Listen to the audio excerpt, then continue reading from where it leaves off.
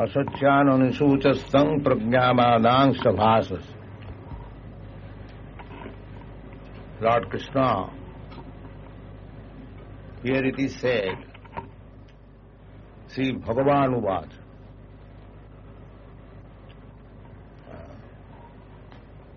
The Supreme Personality of Godhead said, Bhagavan.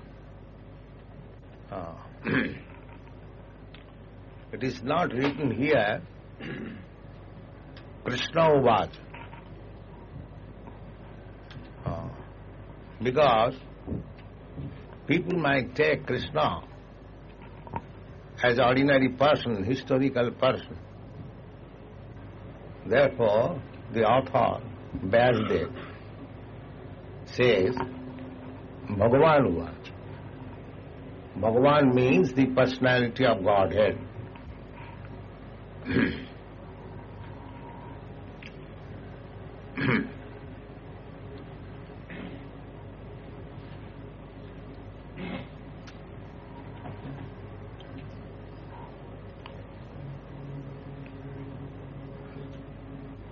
Personality of Godhead, that is definition. Who is personality of Godhead?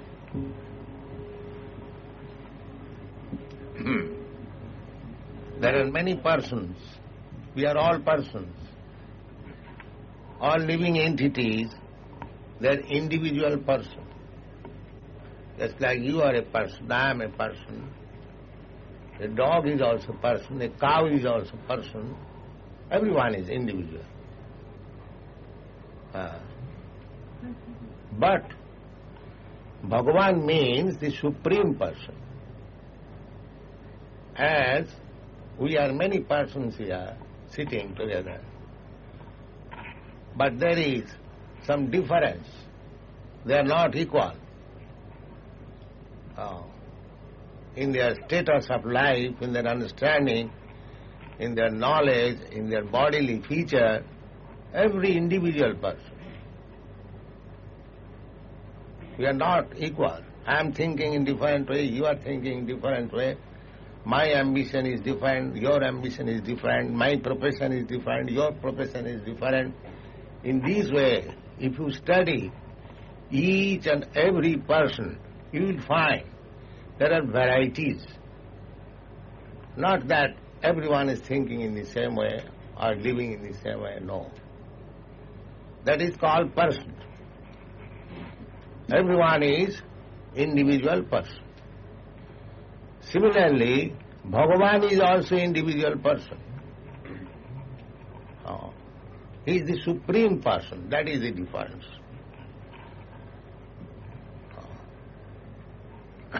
Just like in your country, in England, the Supreme Person is the Queen, but she is also a person like us. But if we study who is the greatest personality in this country, we come to the Queen. The Queen has got a definition. Who is a Queen? Similarly, when we speak of the Supreme Personality of Godhead, there is a definition.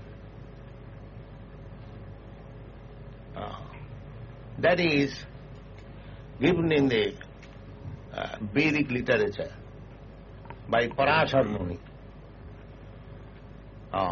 the father of Vyasdev. Parashar Muni is one of the authorities in the Vedic literature. So he has given a definition, who is the Supreme Person. He has given Aishajyasya Samagrasya Bijasya Jasasya Sriya Jnana Vairagyayasya Sara iti Bhavangana. Aishajya means riches, wealth. One who possesses all the wealth. Now, here we are sitting. Say I have got $1,000, you have got $1 million, somebody has got more, gone. But nobody can claim that I am the possessor of all the wealth. That you cannot find. So, Aishajyasya samagras. Samagra means complete. That you see, Krishna. In the Bhagavad-gītā will say that Sarva-loka mahesam. I am the proprietor of all the universe. Nobody can say like that. You can say, I am the proprietor of such and such house, such and such business, such and such bank balance, or such and such country, like that. But nobody can say that I am the possessor of all the wealth of the universe. Aishajyas, samagras, bījas. Bījas means strength, bodily strength. That also Krishna proved when he was present. Jasasa. Jasasa means reputation. You see, Krishna's reputation is still going on. All over the world. He is known. In your English dictionary you will find his name. And his book, the Bhagavad-gītā, is read all over the world among the scholars, philosophers. Nobody can compete with his reputation. Take any historical person. So, Aishajyasya samagrasya bījasya jasasya sriya. Sriya means beauty. He was personally so beautiful that he attracted so many young girls of Vrindavan, gopis. He is still standing before us. See how much he is beautiful. There is no comparison of his beauty.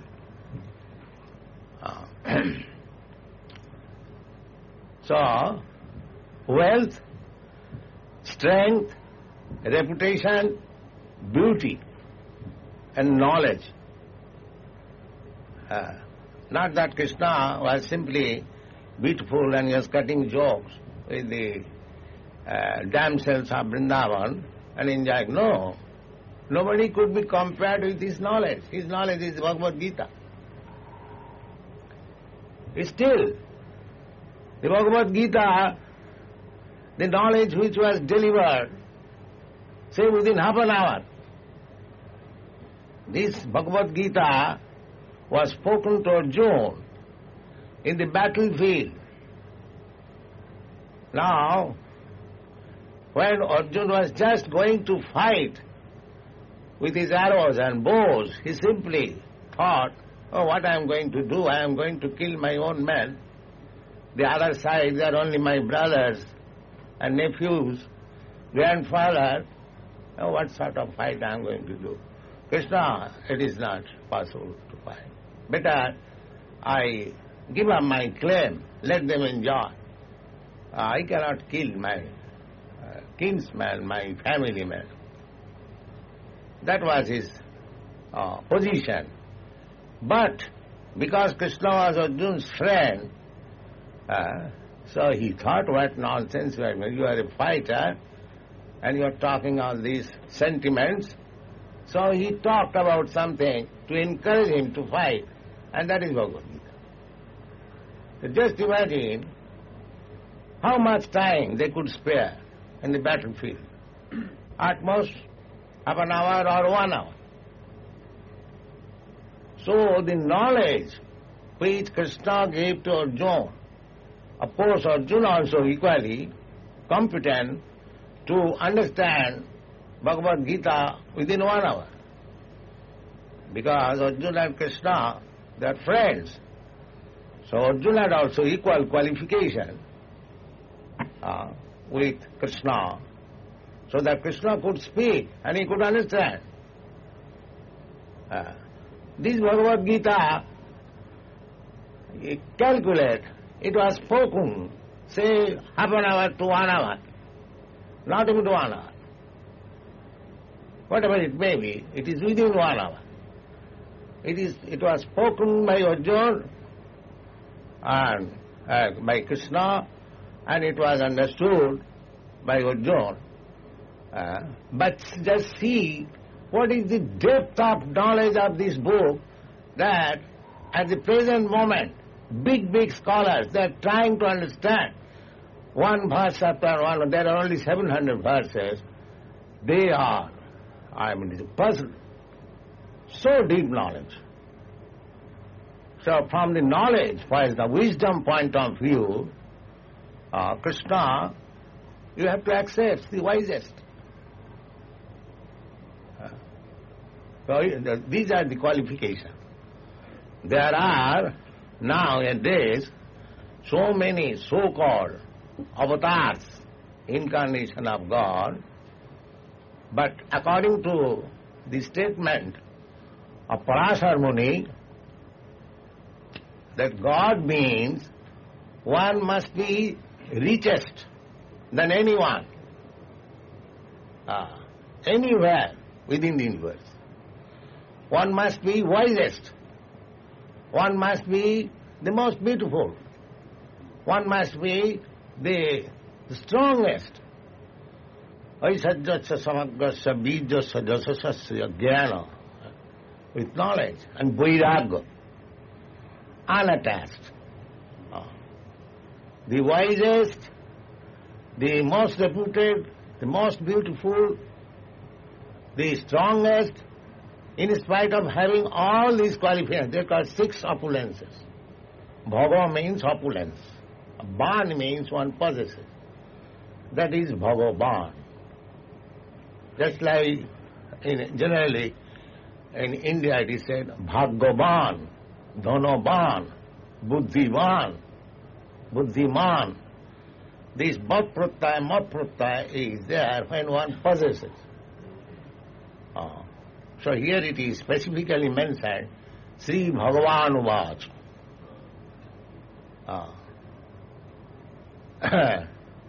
So, we should take everything very diligently. Not that anyone comes, I am Bhagavan.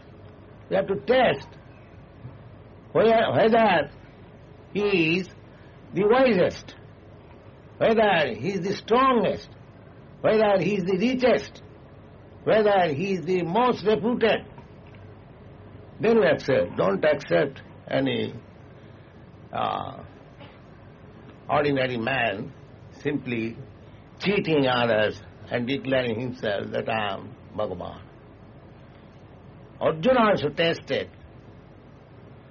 Arjuna knew he was Krishna's friend. He knew Krishna very well, but still he wanted to see his Virat Rupa, so that in future others may not cheat the innocent people. So Bhagavan Uvacha, the Krishna, his first lesson to Arjuna. Arjuna was speaking like a very learned man. Some of his statements were that if I kill my brothers, the wives of my brothers, they will become widow, and without husband, they may be polluted, and there will be unwanted children, Sankara, Varna Sankara. And if there are illicit children, then the world will be hellish. So these statements are nice. They are not, unnecessary. So they are necessary for keeping the society in order. Every woman must have a husband, and the children must be born within, bona fide husband and wife. Then there will be good population. These things are Vedic statements. So Arjuna was speaking in that way. That is also like a learned man. But he was lamenting about the death of his kinsman. Therefore, Krishna says that asotyan anusochastam pragyavadang subhasase. You are talking like a very learned man, as authority, but you are lamenting on something which no learned man does. Gatasum agatasum sananu suchanti pandita. Pandita means learned man. The thing is that we may be very learned men.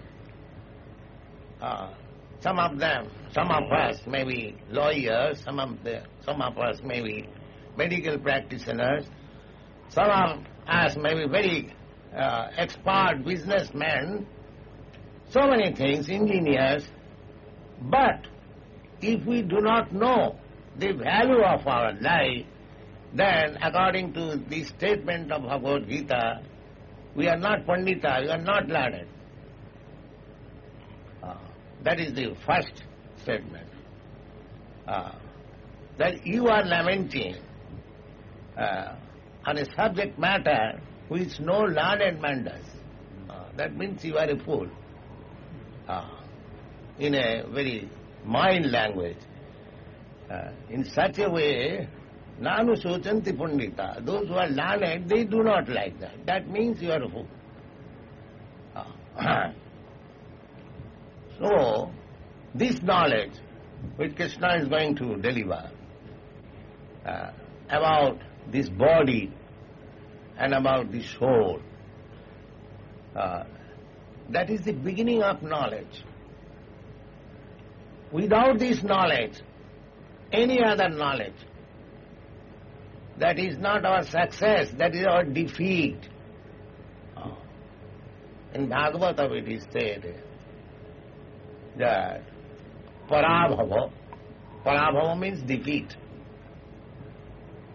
Parabhava, stavat, so long, abodha jata, those who are born foolish rascals.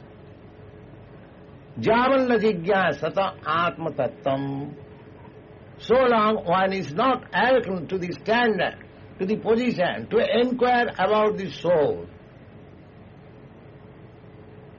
You may be big engineer, big doctor, big lawyer, but if you do not know what is soul and what is this body, then whatever you have learned, that is your defeat of life. Parabhava. Why defeat?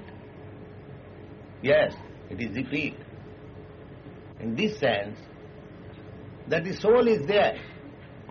All of us, we are individual souls. That will be explained in this chapter. And just you are sitting all here in different dresses. Similarly, this body is the dress of me, and I am the soul. It's like I say, this is my hand. I don't say I hand. Nobody says. If I ask you, even a child, you ask child, sometimes we play a joke with children. What is this? My finger. So, every one of us will say, it is my finger, my hand, my head, my leg, my body, but where is you?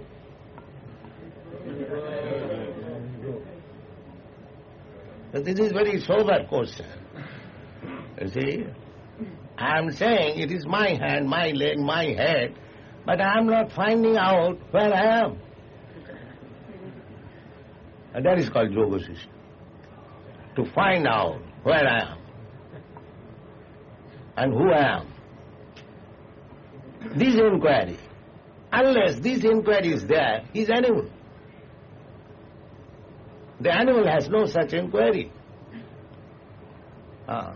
Neither the animal has the capacity to understand what I am. Similarly, if a human being does not understand himself, what he is, then he remains an animal. Therefore, all his knowledge acquiring is defeat, because he does not know himself.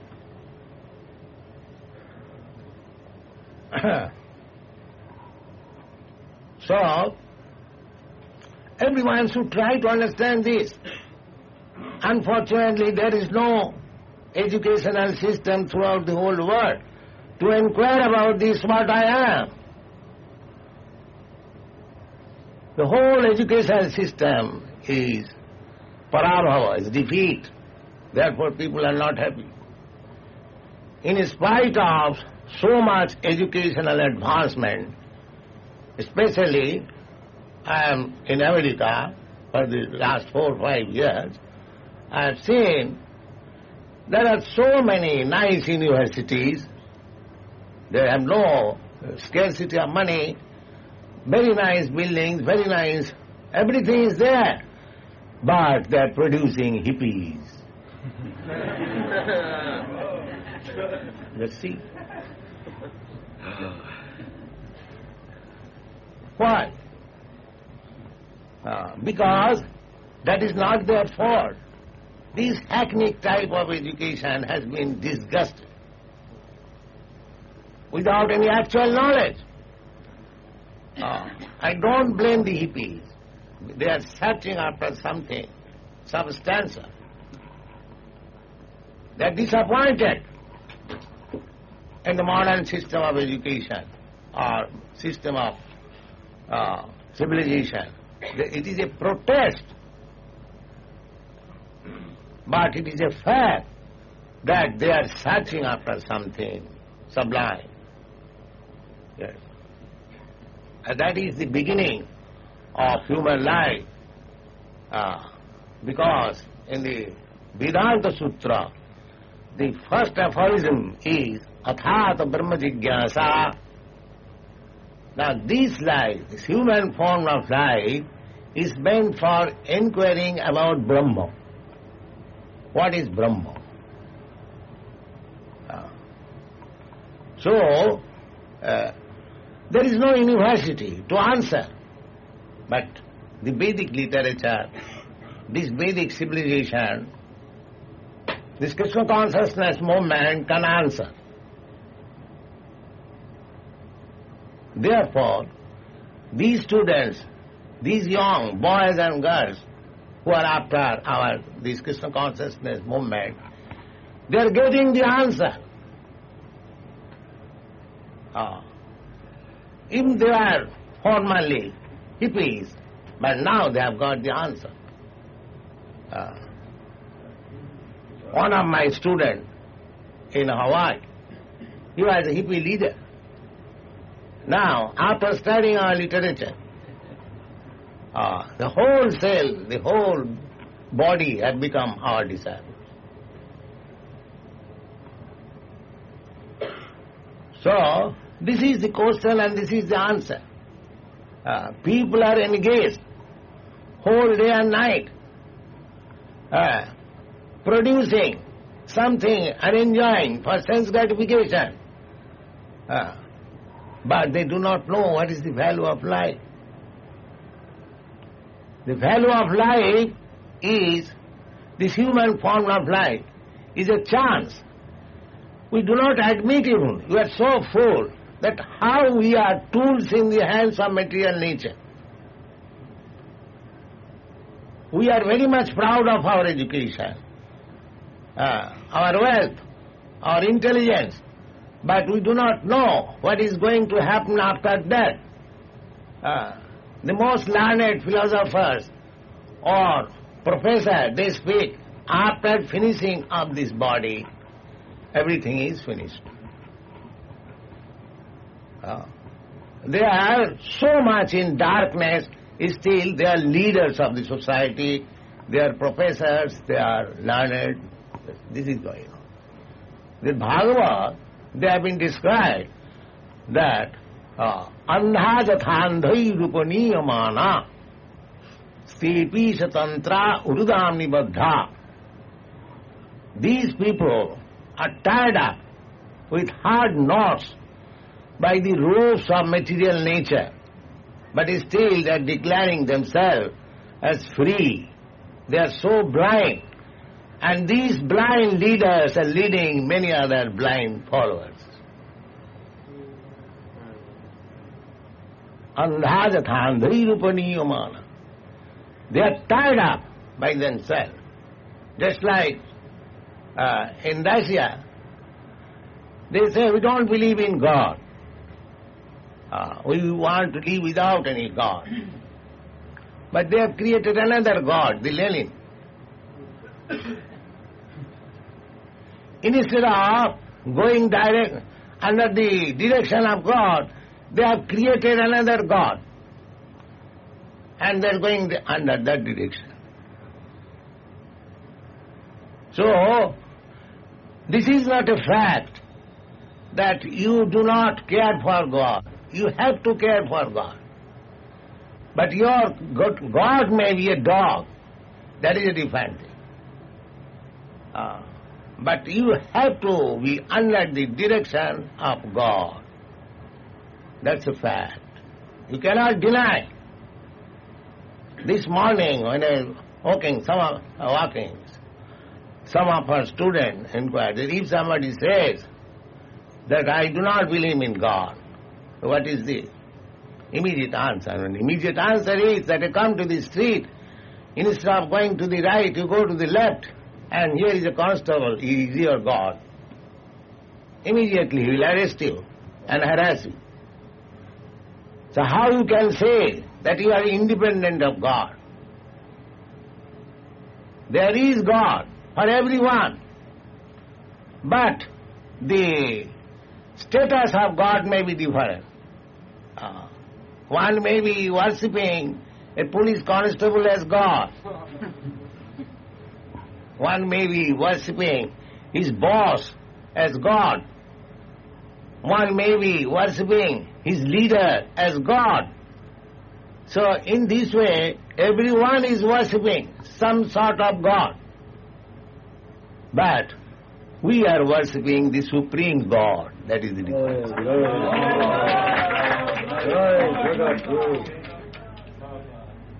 That is the difference. You cannot live without God, but your God may be of different quality. And my God may be of different quality. Now what is that different quality? We are selecting God, the richest, the most reputed, the most beautiful, the most wise. That is our God. You are selecting a God who is less intelligent, no knowledge, not beautiful, not so strong, a false God. That is the difference. Everyone has to accept some God, because it is the nature of every living entity to serve under somebody superior. That is the definition given by Lord Chaitanya. Jiver Sarup hoy Nitya Krishna Das. Every living entity is by nature, by his constitution position, is a servant. But he is originally servant of Krishna. But because he has forgotten Krishna, he has to become servant of so many people. Generally, so long we are not servant of God, we are servant of our senses. That is our position. We have to become servant. But our present position is that we are servant of our senses. I accept to serve somebody, not to that person, but that somebody gives me some money, and with that money I satisfy my senses. So, because I am servant of my sense, I agree to serve somebody even I do not like it. So, everyone is servant. Somebody is servant of his senses, and somebody is servant of the master of the senses. Krishna's another name is Rishikesha. Rishik means senses. And Isha means master. Rishikena sevanam bhaktiruchat. We are serving the senses. The material enjoyment means sex, the highest enjoyment conceivable within this material world is sex. Everyone. So, sex is also one of the senses. So long we serve the senses, then we are materialists.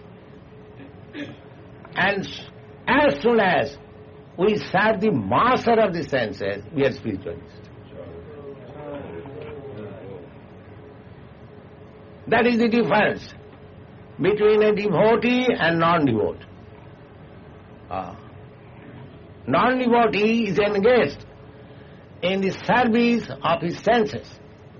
The eyes dictate, please take me to that beautiful place. Immediately I have to go. The tongue dictates, please immediately take me to that restaurant. Yes, come on. Please give me immediately a cigarette. Yes, take it. So senses are dictating. Everyone. That is conditioned life. Conditioned life means one who is going on by the dictation of the senses. The same dictation, also devotees are also, just like Arjuna and Krishna. Why Krishna? Why Arjuna is accepted as a great devotee of Krishna? Because he agreed to abide by the orders of the master of the senses instead of being abided by the orders of his own senses. He decided not to fight because he was being dictated by his senses. He is my nephew, he is my brother, he is my grandfather. If I kill, then my senses will not be satisfied, so I don't fight. That means he was trying to satisfy his senses. But when he agreed to fight, after the instruction of Krishna, he wanted to abide by the orders of the master of the senses. The carrying out order of some superior is there. In the beginning, the position was that he was trying to carry out the order of his own senses. But at the end, after learning Bhagavad-gītā, he gave up that position to satisfy his own senses, but he took the position to satisfy the senses of Krishna. That is Krishna consciousness. We have to change our position. Instead of satisfying my senses, we have to satisfy the sense of Krishna. This is Krishna consciousness movement. All our students being trained up in that way, that Krishna's instruction, asucyanunisuchastang pragyavadang savas. So long one is servant of the senses, he cannot speak anything right, because he is servant of the senses. It is not possible. So anyone, however good scholar, big philosopher, he may be, if he is servant of his senses, he cannot deliver you the right thing. That is not possible, because immediately he becomes conditioned. A conditioned living entity means he has got 4 defects. A conditioned living entity is sure to commit mistake. A conditioned living entity is sure to be under illusion. A conditioned living entity is sure to cheat others. And a conditioned living entity is sure to have senses which are imperfect. imperfect. All our senses are imperfect. Therefore, it is a necessity. Just like Arjuna. Arjuna was thinking with his imperfect senses. Now, therefore, when he thought that I cannot come to the right conclusion by exercising my imperfect senses, that is human life. When one understands that I am trying to get knowledge with my imperfect senses, it is not possible. Then he comes to his senses, athāta brahma jignāsa. That is his right position. So long he thinks that I am thinking rightly, my knowledge is perfect, he is a grand fool. That's all. Therefore Krishna says, Arjuna also, first of all he was talking with Krishna as friend, but when he thought it wise that we are talking like friends, this will not come to any conclusion, he surrendered to Krishna, Shishasteham sadhimang prapannam. My dear Krishna, so long I was talking with you as friend to friend, but I don't think this will be producing any good result. Therefore, I surrender unto you as your disciple. Shishasteham. Shisha means voluntarily accepting the orders of the spiritual master. Voluntary. That is called Shishya. Shishya means one who agrees voluntarily to accept any order from the spiritual master. And that is called Shishya. Shasdhatu, ruling. Who accepts the ruling of the spiritual master, he is called Shishya. So, Arjuna placed himself to the position of Shishya. Shishasteham sadhimang prapannam. This is the right process of knowledge. If we are, with our imperfect senses, we try to carry out advancement of knowledge, that will never be perfect. We have to receive knowledge from the perfect source. That knowledge is perfect. Just like a child, he is always receiving knowledge from the parents. He is not concluding anything by his own research. He asks, Father, Daddy, what is this? Daddy explains, this is this. And he accepts. This is our position. Similarly, we have to receive knowledge from the perfect source, otherwise our knowledge is imperfect. Here Krishna says, Krishna has taken the position, superior position of spiritual master, and Arjuna has placed himself under Krishna to be taught, and he begins the deliverance of knowledge in this way. First of all, he chastised that you are thinking, that everyone thinks, I am very much advanced in knowledge. I don't require any spiritual master.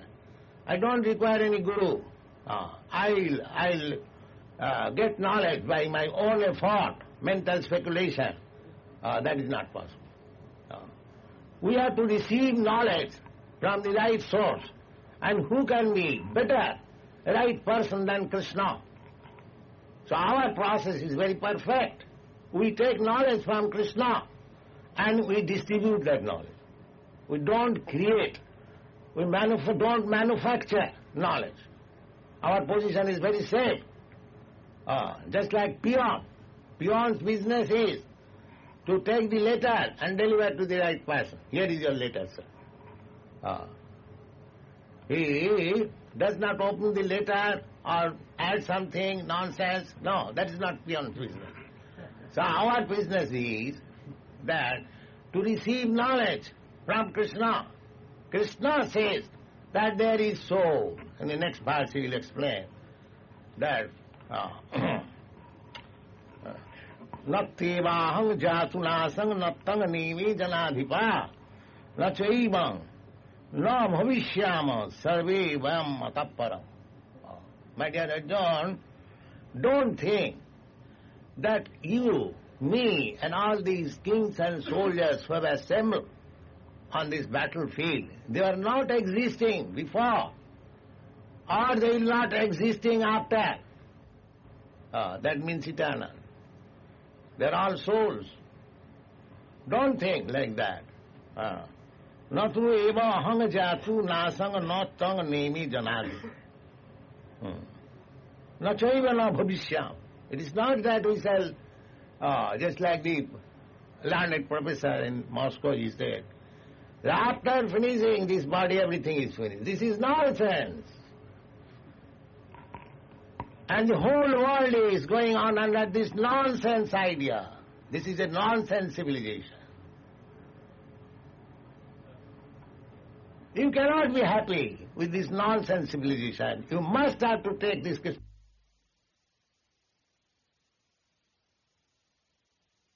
life. Thank you very much.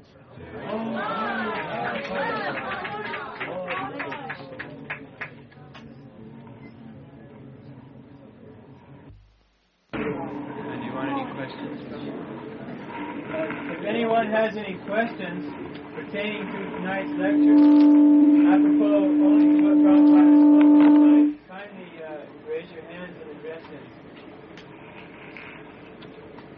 Earlier in the remarks, you said we were all individual souls. Now, what are you using that sense? In metaphysic sense?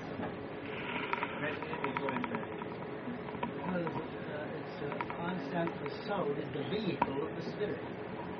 Sometimes the words are equated, used interchangeably. In Christendom, usually, people use the term soul when they really mean the spirit. Spirit soul. But he was using the word individual souls. I wondered if he meant individual spirits, or if he sees no difference in the two Yes, terms. individual spirit. But you said Individual. souls. Soul is individual. Pardon? Soul is individual. And what is spirit? Spirit and soul the same thing. You equate the two terms. Yes. You are spiritual spark, just like fire. Is the soul create or uncreate? Uncreate. It is existing Well, forever. I understand that the spirit is self-existent, but the soul is a created entity. No, Created. not created. It has no creation, not annihilation.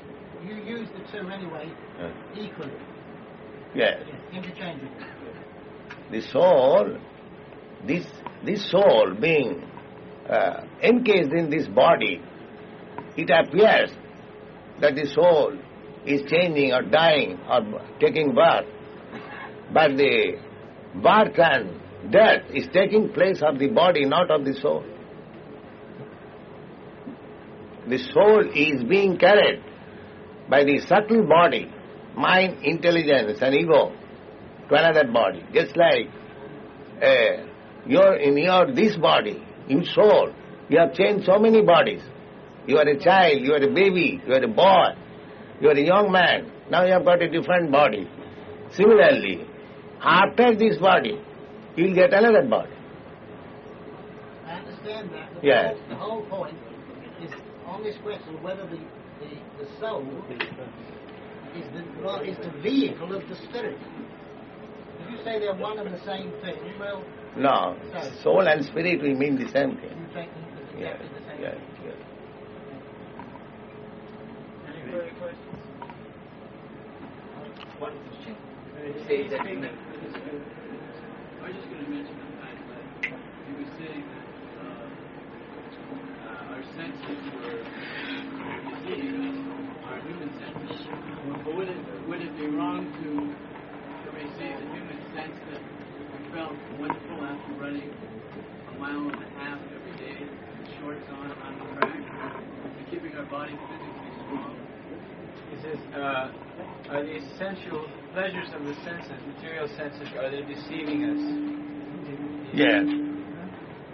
So long you will be addicted to the material sense enjoyment, you will get a body, material body, so that you as a soul, you will never be liberated. Well, what about being physically physically fit, let's say as a runner who runs every day and gets enjoyment out of feeling physically fit and strong, is that... So everyone is physically fit. You are physically fit and a dog is also physically fit. What is that? That is unnecessary to do that? Huh? No, that fitness you get according to the body, that's all. But that change of body is not your business. That is your engagement. You have to be free from this bondage of material body. And you have to develop your spiritual body, then you will be happy. Then you will get eternal life of blissful knowledge. Then you will be happy. That is your problem. But if you continue to be encased by any type of material body, you will suffer. The suffering is due to this body. So, your business is how to get out of this material body and develop our spiritual body and attain eternal blissful life of knowledge. Yes. I think your speech will be summarized in this, that spiritual life is superior to material life.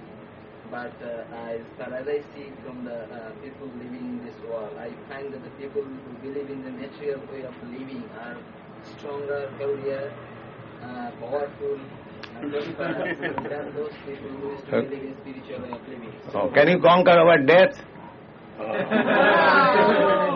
Then what kind of strong you are? That tiger is also very strong. That is not life. Tiger, nobody takes care of the tiger. He is very strong. That kind of strength is useless strength. If you cannot conquer our death, what is the value of your strength? But those who believe in spiritual life, can they conquer? No, first of all, try to understand what is strength. Strength means when you conquer over birth, death, old age and disease, then you are strong. But if you are forced to become old man, if you are forced to be under the clutches of disease, if you are forced to die, then what is the value of your strength? First of all, estimate your strength. Then what is the value of your strength? Yes, I'm not talking saying individual. Now what is the individual or collective? Who is the group that they have conquered over death, disease and old age? But they are trying now. They're trying, everyone is trying. That is not... That is nonsense. Trying. Everyone will say, I am trying to be multimillionaire. I am lying on the street. What is the value of this saying? Now I am lying on the street. I am trying to be multimillionaire. Everyone can say like that. Be multimillionaire. Then say. Then your strength is there. Prove by your strength that we have saved this man. He has become immortal. He has no more disease. That is strength. This kind of strength has no value. In the Western tradition of Christendom, Now, we are not concerned with West and East. We are talking of philosophy. I just wanted to ask you a question. Yes. It's taught in the Bible that people who are not liberated are dead already. Do you agree with that? Yes, we are not liberated. Pardon? Every one of us not liberated. So long we are in this body, we are not liberated. They're dead already. Yeah, the body is dead. But I am not dead. Just like you are not your dress. Your dress is dead. But you are not dead. You don't conclude because you have got a dead coat, therefore you are also dead. That is not very good intelligence. You are living, but your coat and shirt, they are dead. Similarly, your body is dead, that's a fact. It is a dead body. As soon as you, the spirit soul, go out of this body, you are dead. So it is dead, practically. So without spiritual knowledge, it is simply decorating the dead body, that's all.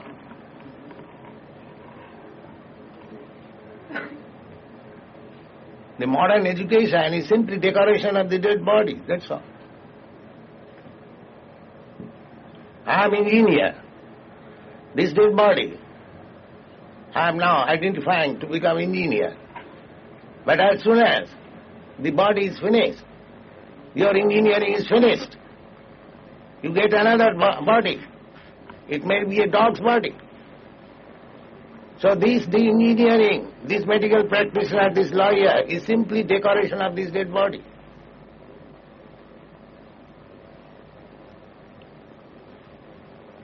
So what is the value of decorating a dead body?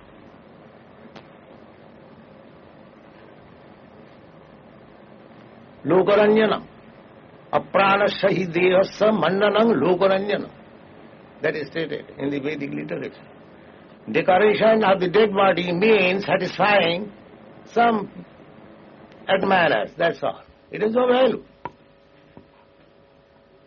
The real knowledge is to understand what I am, why I am suffering, these threefold miseries of this material world, how to get out of it, if there is any way.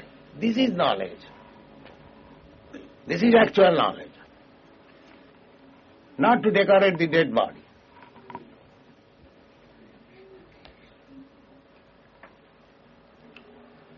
Yes. Are thoughts in your mind the only thing that bar your way to self-realisation?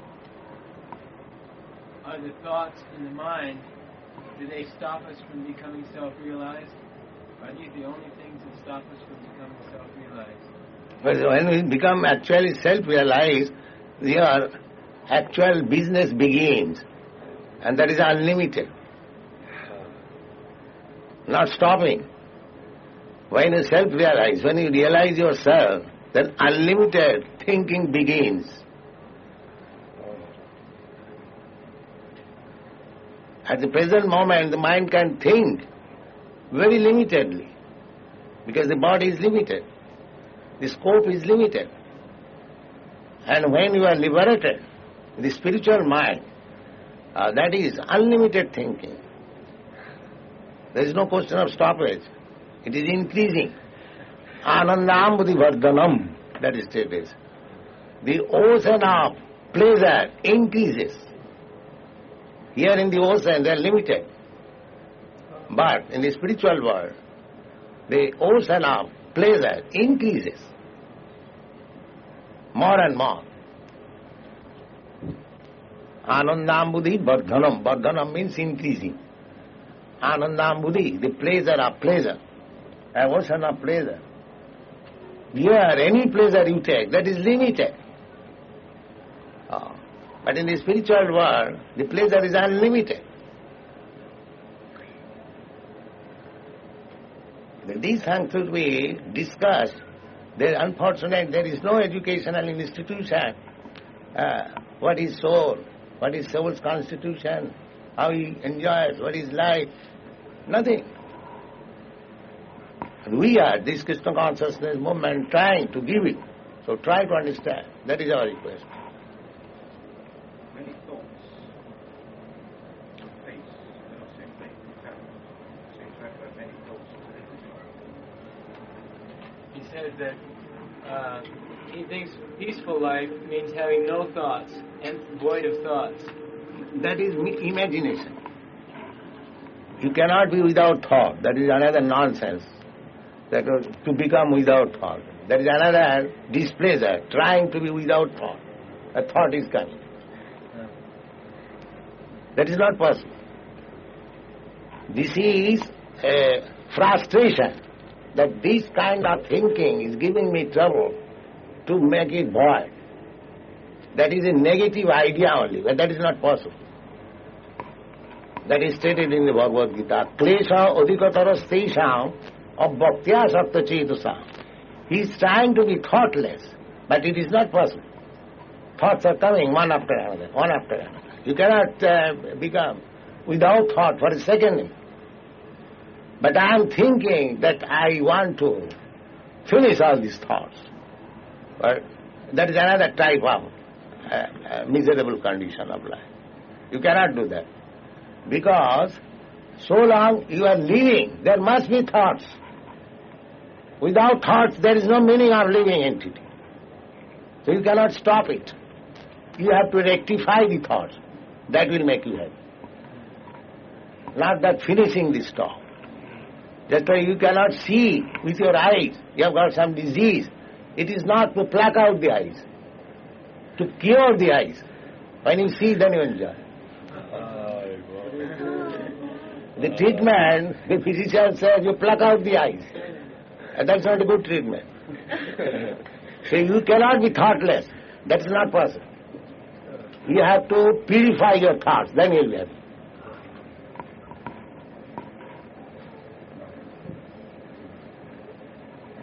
Yes.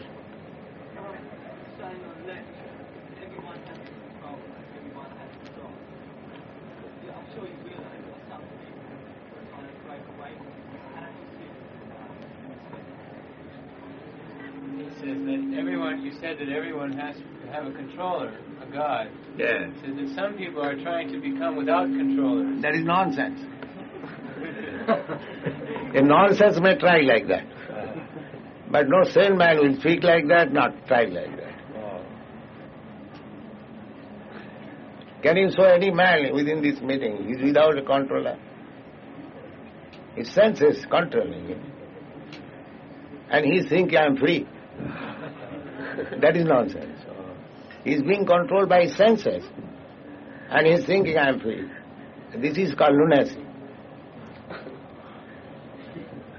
Do you accept that there is nothing wrong with desire? What is the trouble, is the difficulty to attain the desire? Yes, you have to desire according to Krishna. Just like Arjuna, he was desiring in the beginning not to fight. But when he agreed to abide by the desire of Krishna, he became liberated.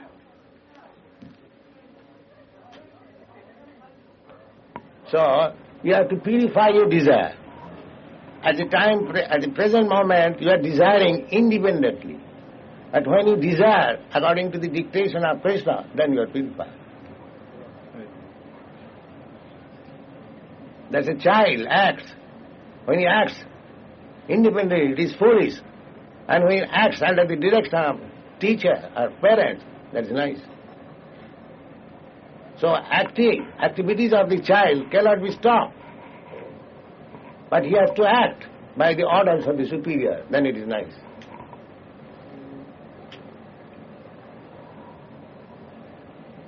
Excuse me, you said decorating of body by becoming doctors and lawyers and engineers is not good.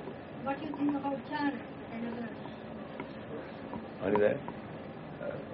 You said decorating of body by becoming doctors or something like that is no good. Then what do you think about Chanak and others? Chanak? Yes. What is that Chanak? Chanak, who was well. Chanakya, you mean the Chanakya Pandit? Shushruta and others and Shushruta and everybody, they were well.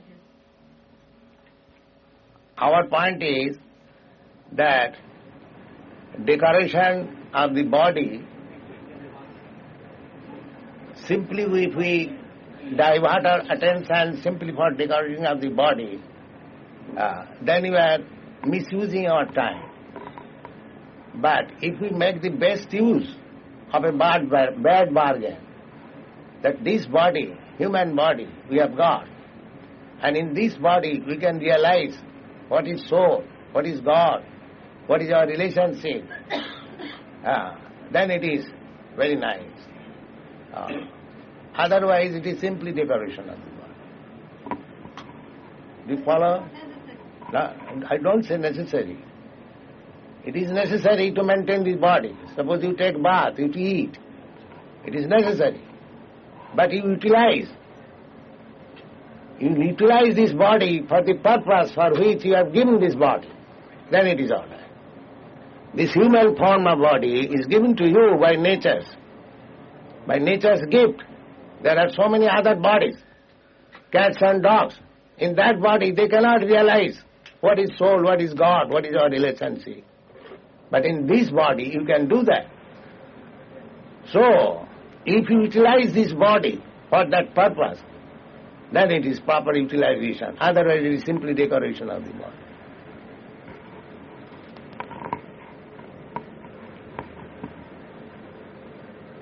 This body is meant for tapasya.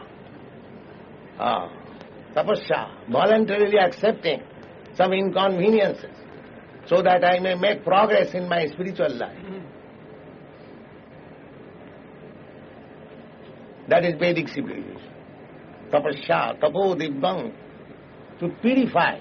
Now suppose I decorate this body very nicely. That does not mean I am free from the threefold miserable condition of